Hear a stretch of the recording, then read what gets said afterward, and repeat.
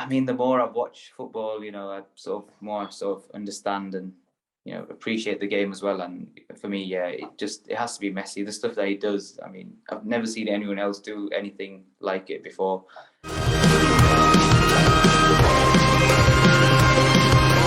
The main topic of conversation today is the Ballon d'Or. So 2021 is one of those years when you're kind of thinking there's probably 2 or 3 major candidates I could think of off the top of my head for this year's Ballon d'Or as well. Robert Lewandowski springs to mind, Lionel Messi springs to mind, and I've got the idea of Karim Benzema kind of being in mind as well. I think that's probably because it's kind of fresh in my mind because of the Nations League. Yeah. But Salim, let me hear your first thoughts on Lionel Messi and if Lionel Messi should be the number 1 pick for the Ballon d'Or. Yeah, I mean, the thing is, I think Lewandowski was quite unlucky because of what happened last year, obviously, with it being cancelled. I think that was probably his best chance to sort of break that Ronaldo, Messi, well, even Modric did it, but somebody else had come in between that sort of dominance that there was. For me, yeah, it definitely has to be Messi. He won the Copa as well. I think the thing with Messi is that I've sort of grown to appreciate him more. Sort of growing up, I was always like a Ronaldo fan. Like, I used to get a Ronaldo top every year, basically. Every like Real Madrid top. All my names used to have like, this like SG7 and used to do all that kind of stuff. But I mean, the more I've watched football, I sort of understand and, appreciate the game as well. And for me, yeah, it has to be Messi. The stuff that he does, I mean, I've never seen anyone else do anything like it before. But yeah, there's some other really good players in there. It's nice to see that it's not just attackers getting mentions with, Kante being in there and Jorginho as well. But yeah, definitely. I think the argument then goes back to Sergio Busquets, who was never even in a 20-man shortlist ever, and you could say he was clear of sort of both of them in his prime. So yeah, it's nice to see some sort of different names in there as well. But fair play to Messi.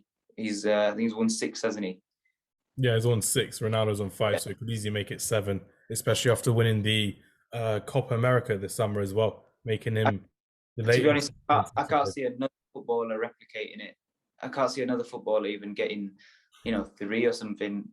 Like, it just shows like another thing. I know I've gone on quite a bit on this point, but when they were showing like 2010, they were showing like the best footballers of 2020 sort of prediction and stuff. There was Ronaldo and Messi weren't even anywhere near that conversation at all. But it just shows how far they were off that, they're still at their best. Like everyone thought like, like 3 years ago, maybe Mbappe is going to take over now, or Neymar, or even Bale at that time. Names Neymar, Hazard, Bale. They were the 3 that were looked at over years of. Yeah, especially Neymar. I mean, those 2 were proper mentioned, but it just didn't go to it. And then, like you mentioned, Benzema's quite a good shout. If you look at his stats, I think since Ronaldo's left, he's probably got as many goals and assists in games that he's played in. So for club and country, it's good that he's back playing for France too. But yeah, it's nice to see like other players sort of stepping up to the plate and showing what they're capable of too. It's nice that they're getting this sort of recognition as well by just putting like such a big shortlist out, which they always do anyway. But yeah, for me, it's hands down, it's going to be Messi. And I don't know if Messi will get it again next year, but it's definitely Messi for me this year. Yeah, because with me as well, like I'm always the guy on the podcast when all of us are on. I'm the impartial one about Messi and Ronaldo because I'm the kind of guy that's just going on about how you can appreciate both of them and you can look at both of them in different ways and in different mindsets as well. Because Lionel Messi is someone who going to Paris Saint-Germain, you're kind of thinking he doesn't really need to be there. He could easily go to another country and he could still do it at the best of leagues. And PSG lost a game recently against Rennes as well. So you kind of like what you just said, Salim. I don't think he's going to win it again after this year if he doesn't win it, because at Paris Saint-Germain, what's there really that's going to challenge him to kind of be the best player in world football? And the way I kind of see it, it's kind of like Rafael Nadal and Roger Federer, when you kind of see how they've had that dominance in tennis for so long. And along comes Robert Lewandowski, who's just upped his game so much, and he's kind of like that Novak Djokovic figure that I can see in world football, because again, he's at 33, 34 years old, 48 goals. But yeah, 48 goals in 40 games last season and 41 in 29 league games as well. Thinking that he's probably one of the best strikers that we've seen of this last 10 years, I would say, in football. Lewandowski, Suarez, Benzema are all up there for me in terms of number 9s. But I feel like Robert Lewandowski having a poor Euros of Poland, having a poor Champions League run. Again, he was injured versus in that PSG tie, so he couldn't even help PSG. But he couldn't even help defeat PSG because he had Choupo-Moting up front by Munich. But the way I see it, it's all looking towards Lionel Messi, because I don't think it'll be someone who has won the trophies and won the big trophies like Jorginho, for example, winning the Euros, winning the Super Cup, winning the Champions League as well, and get to the semi-finals of the Nations League as well. I don't think if that were the case, then you could kind of look at back in history when you kind of look at like Wesley Sneijder getting to the World Cup final, winning the Champions League in 2010.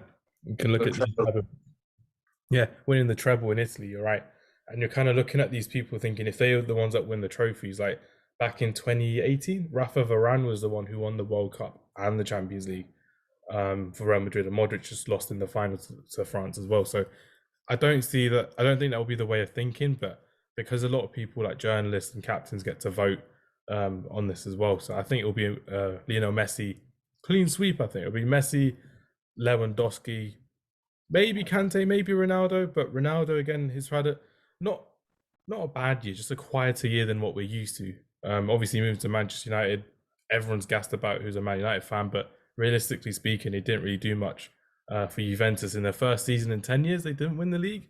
They won the trophy, the cup, but he didn't do well in Portugal in the Euros as well. So I'm looking at a Lionel Messi clean sweep with that. But before we move on to the Premier League, I just want to know, Salim, who do you kind of think would be the next one to kind of win 2 or 3? Because we've looked at Mbappe, we've looked at Haaland, Phil Foden, we can mention Pedri, but I don't really see anyone that really stands out as the next heir to being the biggest star in football.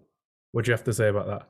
Do you reckon I think we'll never see sort of dominance like this. Obviously, I could be wrong, but my prediction would be that sort of the names that you've mentioned, it'll kind of be like how it used to be before the Ronaldo Messi days, where maybe Mbappe will win one, then Foden will win one, and then maybe Haaland will win one, and then it'll keep going. Like, I mean, that's what I think will probably happen. I mean, there's some amazing talent sort of coming through the ranks. Obviously, it's people like, as you mentioned, Haaland and Mbappe, and these guys are doing wicked too. But I saw this thing that Keylor Navas put out a bit sort of just a bit off topic really, but saying that goalkeepers never really get recognised. And it'd be good to have a Ballon d'Or for like goalkeepers. I mean, they've got that Yashin award. Yeah. But yeah, it'd be nice actually to sort of, if they added to the Ballon d'Or. I know it's like for the best individual talent, but it's defenders are getting overlooked as well. And obviously, I'm like an attacking player anyway, so. And I'm more of a defensive player as well. So, kind of like how I think it was Koulibaly from Napoli said the same thing as well, saying that not Benjamin Mendy, Eobard Mendy. We don't talk about Benjamin Mendy on this podcast until he's proven innocent. But no.